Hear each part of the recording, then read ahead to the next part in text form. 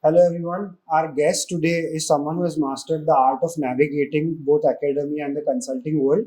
From graduating at the prestigious Shri College of Commerce to honing his business acumen at IIM Ahmedabad, he went on to shape strategy at Bain Company, one of the world's top consulting firm.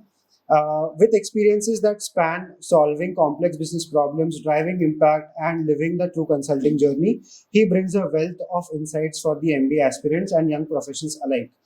Beyond the boardrooms and case studies, his story is also about resilience, curiosity, and making bold career choices. In today's conversation, we'll uncover not just the consulting toolkit, but the mindset that powers it. Please welcome Mr. Gurpreet Singh. So, sir, before we begin, I just wanted to thank you for taking out time for to come to campus. And we, as students, have My a pleasure. set of questions that we wanted to ask you and to understand the consulting journey. So, before we dive right into the consulting world, could you just walk us through your personal journey from your formative years of IIM Ahmedabad and then to Bain? Sure. First of all, thank you, Shri and Socrates Society for inviting me. And that was a very kind introduction. Thank you for that. Even on my way here, when I was reflecting on my journey. So it's been 4 years, and I think like just 4 years ago, I was also in a similar boat as a lot of you. And I think it's a great opportunity to be able to give back some of the insights related to my journey, how it has been so far. I hope that it will be of good use to the people who listen to the podcast. Just like a brief about my journey. So I pursued BCom honors from SRCC, and during that time, I developed some affinity for finance field. I was also part of the Stock Market Society Finance and Investment Cell, and after graduating from SRCC, I joined JP Morgan in the investment banking team. So I worked there for 1 year in Mumbai, and after that, I joined IIM Ahmedabad for my MBA. And so during the summer placements, because I already had some work experience in investment banking, I wanted to try my hand on something else. And consulting is a very it's very much in demand, and it's one of those jobs that give you a diversity of work experience in just one job. You're not just working for one sector. You're working across multiple sectors, and even within those sectors, there will be different functions. It can be marketing, it can be operations, market entry, profitability. So it's a job where that gives you exposure of multiple jobs. So it was a very attractive proposition for me, and that's when I did my internship with Bain. I got a PPO, and after internship, I think it was very clear to me if I want to do management consulting, then it's going to be Bain for me. And I chose Bain for my full-time placement as well. So yeah, it's been 3 years now, over 3 years now since I joined Bain full-time. And it's been a great journey. I think learned a lot in these 3 years, and I mostly worked in the healthcare practice area within Bain. So yeah, look forward to providing you with whatever insights I can. Right. Yeah. So you just mentioned briefly that you thought that management consulting was your thing, right? So one of the questions that many of us as students have that what is the difference between strategy consulting and management consulting? Two are very abused words, if I may say, in the MBA curriculum. Yeah. But we wanted to know what goes exactly inside the two domains. Yeah. So first of all, management consulting and strategy consulting, they are not both at the same level. Right. So management consulting is I would say a bigger concept, and strategy consulting is a part of it. What is management consulting? Basically, you are like simple words, you are consulting the management, and that consulting may be for a variety of areas. That consulting can be for operations, that consulting can be for marketing, that consulting can be for a product launch, or it can be anything. So, and I would say strategy consulting is a part within management consulting where you consult the management about the strategy for whatever business problem or situation that they are facing. Now, like just like strategy consulting, there can be an execution consulting as well. So you may be consulting the management just for the strategy, and then you're also consulting the management how to execute that strategy. So they are not both at the same level. Management consulting is a profession, and within that management consulting, either you can specialize in the strategy consulting or execution consulting. And within strategy also, it can be for multiple functions. It can be for operations consulting. It can be for IT consulting, technology consulting. Like GenAI projects are very much in demand these days. It can be for any product launch related consulting. So that's a difference. So I would say management consulting is a more holistic term and strategy consulting is a part of it. When you say that, for example, like when I say I work in management consulting because I'm not specializing in just one type of consulting.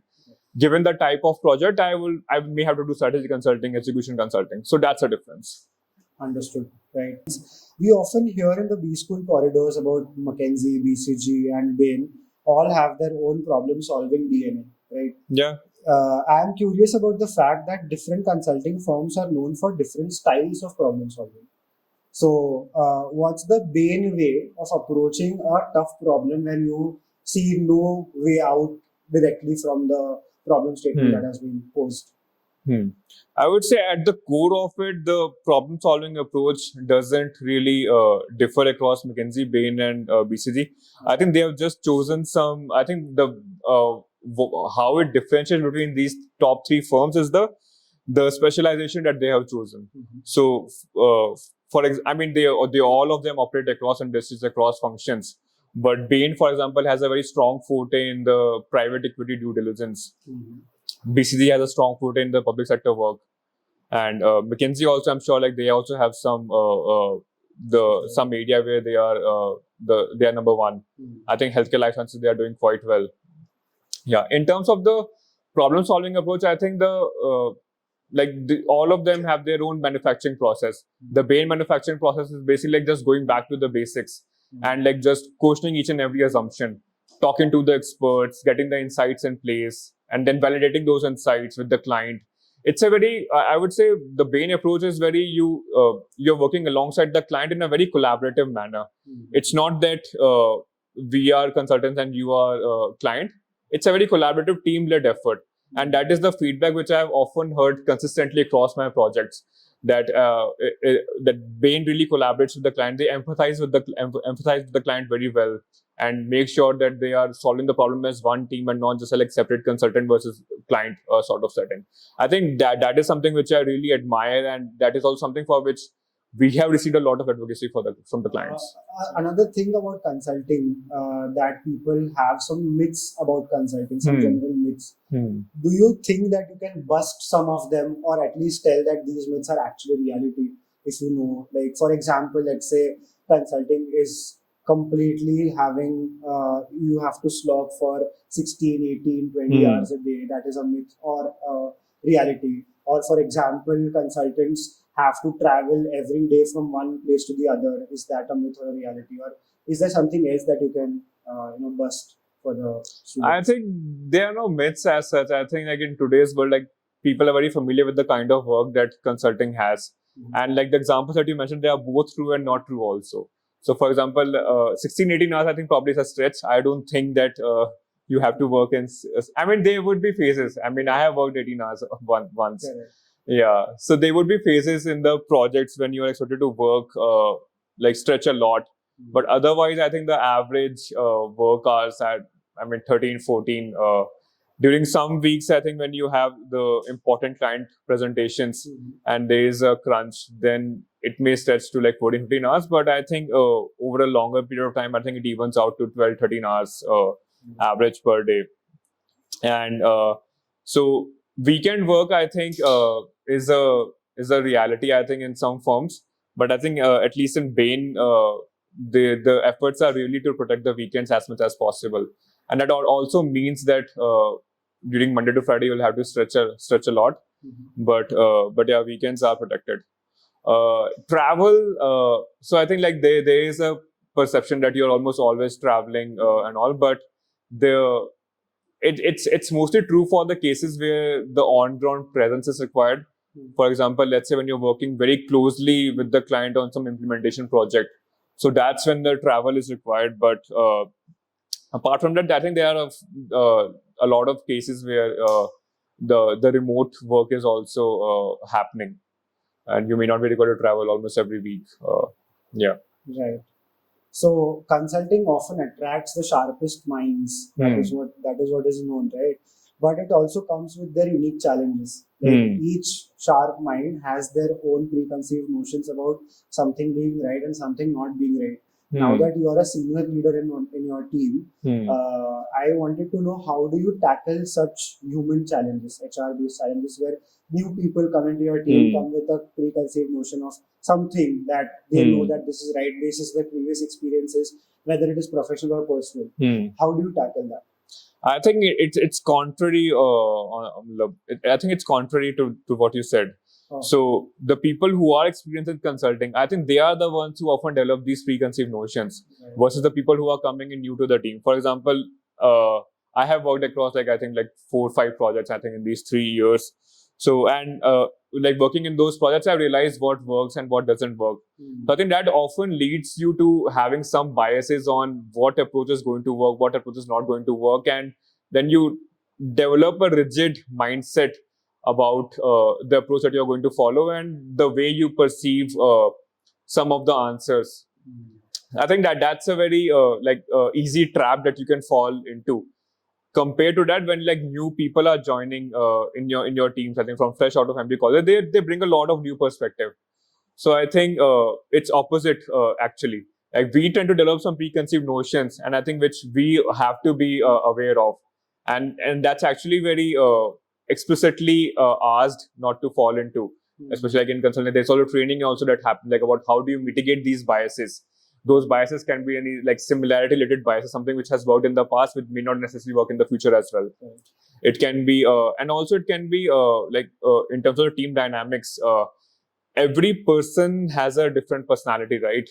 Some people are extroverts, some people are introverts. So I think as you grow ranks in this career, I think you really need to have high EQ, and you need to take a stock of what's the personality mix of your team.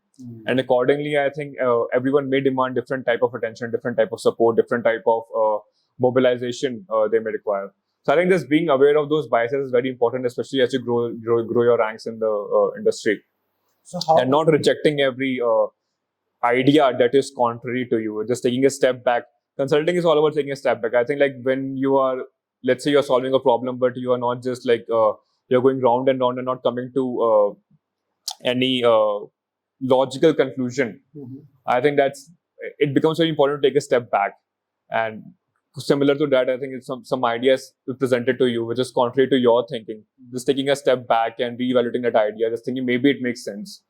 So I think just questioning your own assumptions continuously and just making sure that there are no biases that are creeping in. I think that's very important to consulting. Understood. So just taking a cue from your answer, you talked about rigidity in one of the previous answers, right? The senior leaders in the team are more rigid. So taking the same understanding on the client end, the client has been working in that industry for say 40, 50, 100 years. Those guys are more rigid than obviously what yeah definitely. And when you come up with a solution and you tell them that you have to do say step A to Z and you have to follow a process over the next 12 months, what is the thing that helps you convince the client? I know the solution should be apt, but apart from that, is there anything that helps you convince the client that they listen to you even when they have been in the industry for so long? Yeah, I think that is for sure true. I mean, when you are working on a project, you are dealing with the clients who have 10, 15, 20 years of experience, and you are just new in the industry and 4 or 5 years of experience. I think one thing that really differentiates their experience versus our experience, I think, is that we bring a lot of outside-in perspective, and we provide them the ability to challenge the status quo of what they have been working with so far. So I think, and obviously because it's something new which they have not experienced them personally, and they may not be very willing to accept it, there are a lot of change management issues that creep in. I think the way you handle those is, I think, you provide them a proof of concept.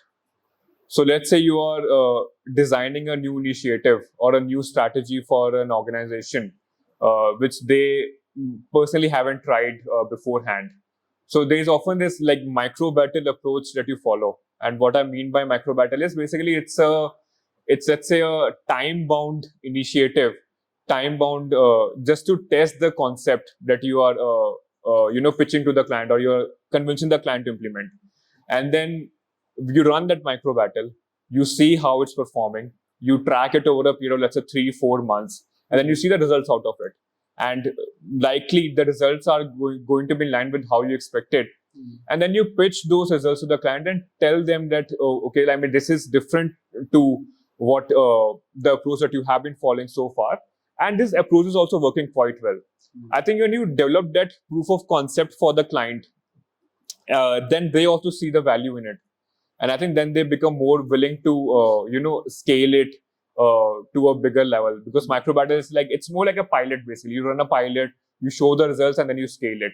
I think that's how you deal with those problems. I think when and like nowadays, I mean, like given that the things are moving so fast, especially on the front of technology and the business innovation that is happening, the clients are also now becoming more and more open-minded to these new things. Right. Makes sense. This actually puts me back into the phase when I was giving my interviews for consulting, where I underestimated a couple of things before I joined PwC.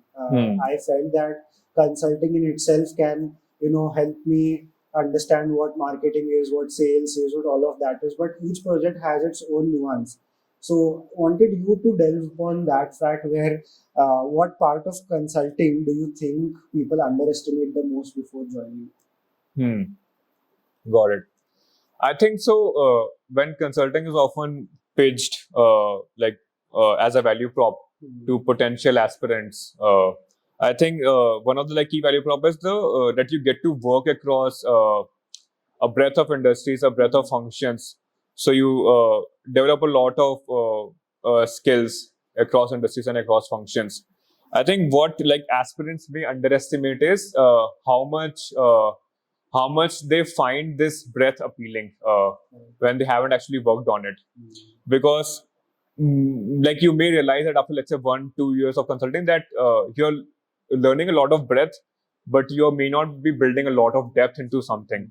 And if you ask someone who likes to work in a particular context with a particular team in a particular setting, then I think then consulting may not be the best for you, at least in the first 2-3 years.